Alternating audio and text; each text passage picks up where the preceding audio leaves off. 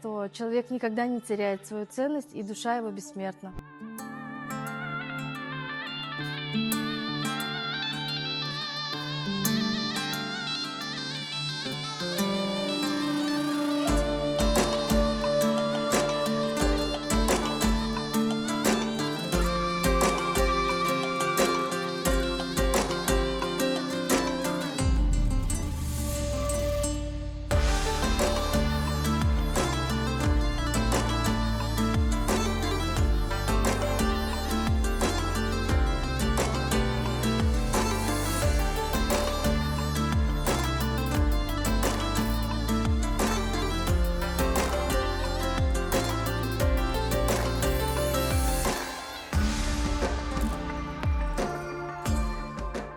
В своей работе я использовала шамот, комбинированную технику.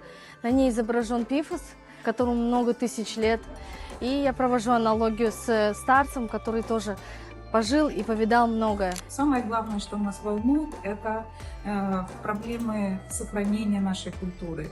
И все работы, которые мы здесь сегодня представили, это как раз об этом.